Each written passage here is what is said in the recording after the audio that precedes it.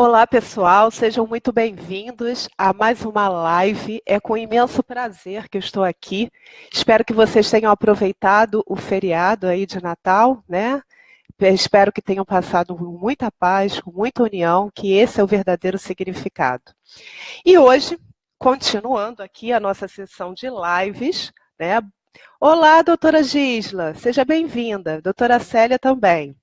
Então, na verdade, eu queria falar com vocês um pouquinho sobre a culpa concorrente na esfera penal. E para isso, eu queria trazer um caso que aconteceu, que me foi passado no meu escritório. Chegou um casal já, senhor de idade. Bom dia, queridas.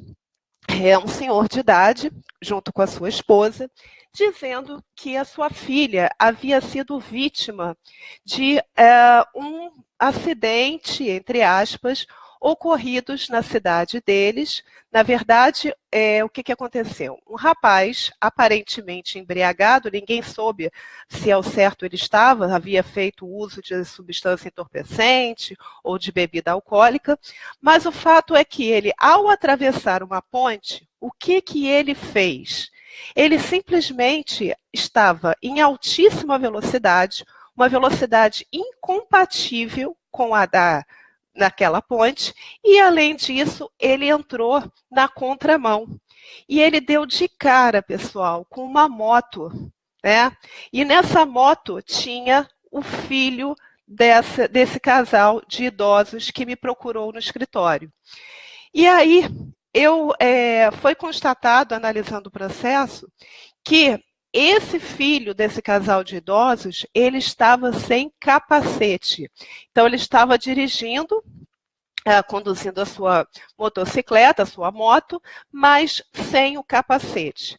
E aí, esse casal de idosos esteve no escritório e perguntou: bom dia, doutor Roberto. Perguntou para mim: doutor, e agora? Eu estou muito triste, o que eu posso fazer? A gente pode acompanhar esse processo criminal de alguma forma? O que pode ser feito aqui? E eu estou muito triste porque eu já estive em outro escritório e o advogado falou para mim que, infelizmente, pelo fato do meu filho estar sem o capacete ao tempo do acidente, não ganharia, não teria nenhum êxito. Esse condutor que entrou na contramão, que estava aparentemente embriagado, né, em alta velocidade, não responderia por nada. E foi essa situação que me passaram, que esse casal de idosos me passou. Então, a primeira pergunta que eu faço para vocês é a seguinte: vocês concordam com o posicionamento desse advogado? Realmente, o fato do rapaz da vítima, estar sem o capacete ao tempo dos fatos, conduzindo a sua moto e ter sido atingido por uma outra pessoa que estava em alta velocidade e na contramão, ainda assim, há alguma coisa a fazer? Quais são os mecanismos, né, que a gente tem que identificar para dar a adequada orientação ao cliente? A primeira é saber que tipo de atuação, como criminalistas, nós poderíamos fazer. Como que nós figuraríamos aqui? Bom, estamos em prol da vítima. Então, a princípio, seria figurar como assistentes de acusação. E o Código de Processo Penal, ele autoriza essa assistência à acusação quando está representado por quem? Pelos pais da vítima. Então, não há problema nenhum de nós peticionarmos pedindo para que esses pais, já idosos da vítima, figurassem como assistentes de acusação. Ok, já definimos, então, o tipo de atuação que poderíamos ter nesse caso. É óbvio que não poderíamos fazer queixa, crime, nada disso. Por quê? Porque a gente está falando aqui da figura do homicídio culposo. Lembrando que esse homicídio culposo no trânsito, o fato ocorreu antes do nosso código atual, que sofreu as alterações, embora ainda não tenham entrado em vigência. Mas aconteceu já uns 7 anos atrás, tá? Quando havia uma outra legislação. E sendo homicídio culposo, a gente está falando de um crime de ação penal de iniciativa pública. Então, quem é o titular da ação penal é o Ministério Público. Então, a nossa atuação na defesa da vítima, seria apenas como assistentes desse Ministério Público, do promotor de justiça. Bom, superada essa primeira fase, vamos para uma segunda análise. A gente, quando é chamado para defender um acusado, a gente não analisa a situação como um todo e bota os prós e contras?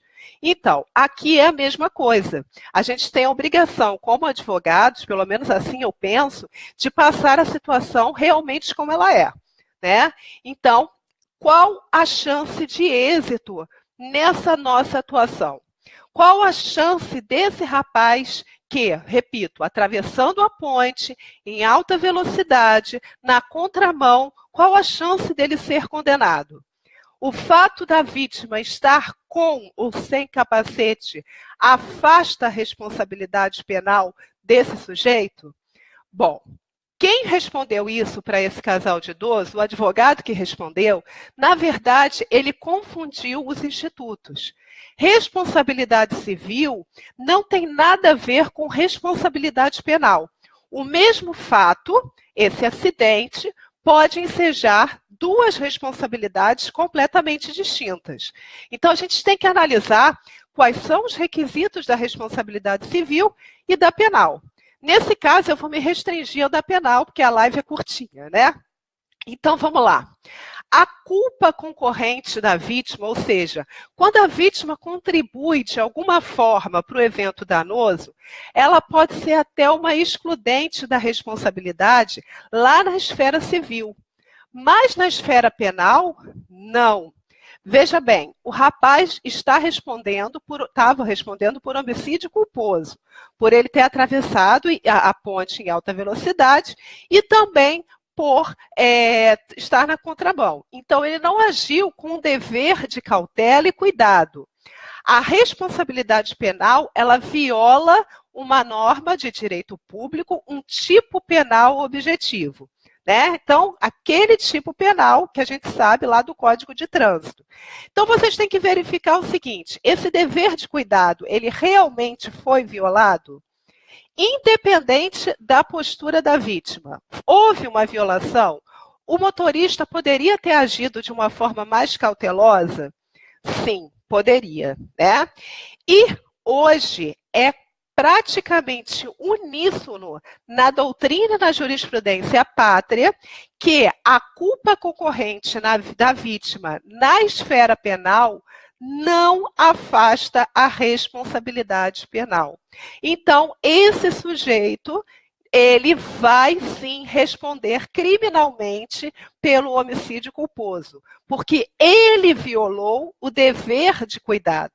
Né? A gente vai analisar a questão da culpa, a imprudência, a negligência, a imperícia.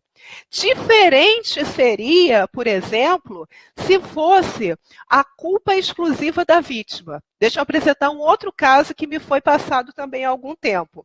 O rapaz, ele estava dirigindo uma moto e ele estava dirigindo numa velocidade compatível, numa rodovia, normalmente, com todas as cautelas possíveis e imagináveis.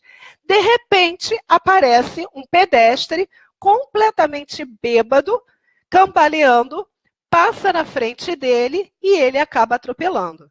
Aí sim, a gente está falando de culpa exclusiva da vítima. Afasta a responsabilidade penal. Então, pessoal, toda vez que formos atuar como assistente de acusação, primeiro devemos saber se encaixa a assistência de acusação no Código de Processo Penal, quais as chances de êxito, né, dessa causa, passar isso para o cliente e depois analisar a responsabilidade penal específica. E esse é um caso. A culpa concorrente da vítima, se de um lado afasta a responsabilidade civil, elas se compensam, aqui na esfera penal não compensa, ok? Então esse indivíduo vai ser punido sim. E, na verdade, o advogado que orientou essa família de idosos agiu com um despreparo, talvez um desconhecimento na área criminal. Bom, essa era a minha live de hoje. Eu espero que vocês tenham gostado. Vou continuar fazendo novas lives. Quem gostou, compartilha esse vídeo, essa live, curte, porque quanto mais vocês curtirem, outras pessoas terão acesso, porque o Facebook ele limita a visibilidade das lives, infelizmente. Tá? E quem quiser entrar em contato comigo, fazer parte de um grupo de advogados, onde a gente tira dúvidas diárias sobre advocacia criminal, esse grupo é gratuito no WhatsApp. A parte descritiva dessa live está dizendo exatamente como vocês entram em contato. Tem o meu número do WhatsApp. Se quiserem informações, eu estou abrindo daqui a pouco uma turma voltada para juizado especial criminal. Aqueles advogados iniciantes que querem se especializar nessa área, porque ainda se sentem muito inseguros na sua atuação e querem começar de uma forma mais calma, né? Com um procedimento menos complexo. Então, eu estou abrindo uma turma para explicar tudo sobre o GCRIM, desde a esfera na investigação policial até a audiência de instrução e julgamento e necessidade de interposição de recursos. Todo o curso é sobre uma visão prática da coisa, né? A advocacia aplicada. Tá bom? Um forte abraço para todos. Estou pensando em falar também das decisões do Gilmar Mendes, já tinha dito a vocês, do ministro. Quem tiver interesse também em participar da live, deixe os seus comentários aqui, tá bom? Forte abraço para todo mundo, fiquem com Deus e até amanhã, se Deus quiser. Tchau, pessoal!